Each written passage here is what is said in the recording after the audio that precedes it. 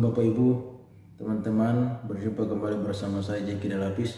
Dalam kesempatan kali ini saya ingin membahas tentang tokoh Alkitab yang bernama Daniel.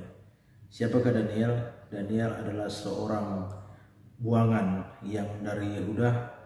Dia adalah pemuda dari Yehuda, Israel. Dan sejarah Alkitab mencatat bahwa Daniel ini adalah salah satu orang buangan ketika Raja Nebukadnezar membawa mereka, mengangkut mereka dari Yehuda, Yerusalem ya, dibawa ke Babelonia di kerajaan Media dan Persia.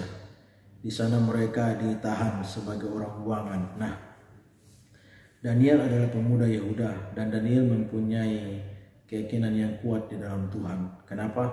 Terbukti dalam sejarah dia mempunyai hubungan yang baik bersama dengan Tuhan. Kenapa? Kalau kita lihat di dalam Daniel ya, di mana dia mempunyai kebiasaan yang baik, dia mempunyai kebiasaan yang sungguh luar biasa. Dia menyembah Tuhan, dia memuji Tuhan, dikatakan 3 kali sehari, dan itu biasa dia lakukan. 3 kali sehari itu biasa dia lakukan. Nah, saudara-saudara dalam Tuhan, Daniel adalah salah satu orang yang mengalami mujizat Tuhan dengan luar biasa. Kenapa? Ketika dia melanggar apa yang sudah dititahkan oleh raja dan undang-undang Media dan Persia mengatakan bahwa kalau ada salah satu orang tidak menyembah ketika bunyi-bunyian itu berbunyi, maka mereka harus menyembah patung yang sudah dibuat oleh Raja Nebukadnezar. Tetapi apa yang terjadi? Daniel tidak menyembah. Kenapa? Karena dia tahu ketika dia menyembah patung itu maka dia menyembah berhala. Maka dari itu ketika dia mendengar, maka Daniel naik. Dia naik ke atas tempatnya dan dia menyembah Tuhan yang mengarah ke Yerusalem. Disitulah kesempatan kemudian mereka menangkap Daniel dan kemudian mereka membawa Daniel ke menghadap Raja Nebukadnezar.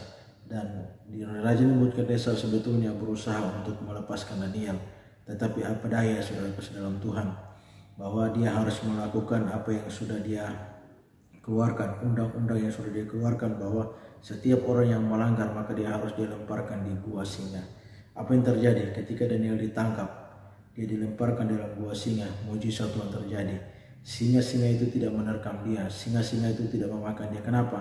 Karena ada Tuhan. Saudaraku dalam Tuhan, apa yang terjadi? Daniel mengalami mujizat Tuhan.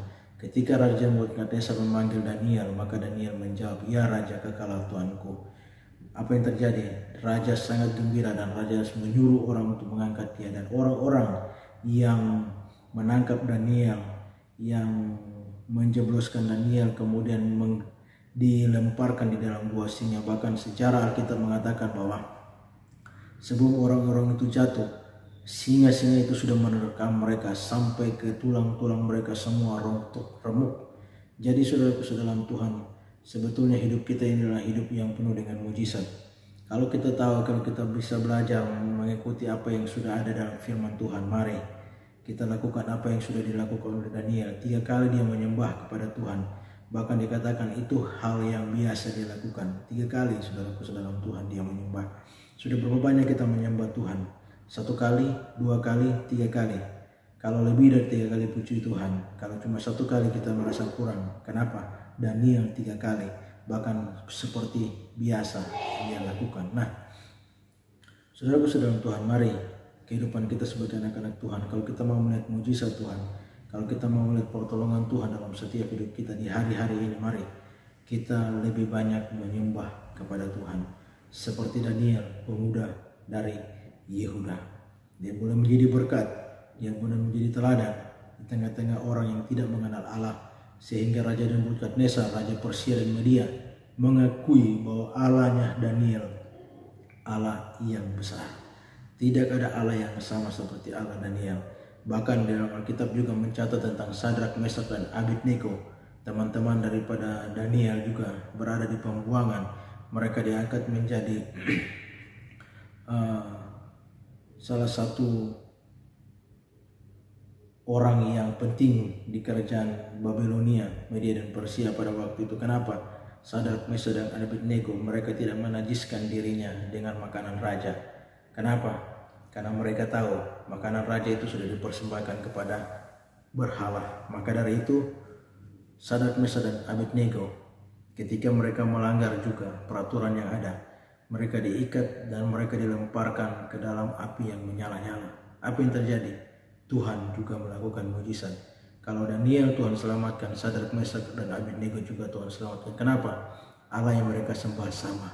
Tuhan menolong mereka sehingga rambut di kepala pun mereka tidak hangus. Luar biasa saudaraku saudara Tuhan. Mari, kalau kita mempertahankan Tuhan dalam setiap hidup kita, maka kita akan melihat mujizat yang besar terjadi di dalam setiap kehidupan kita.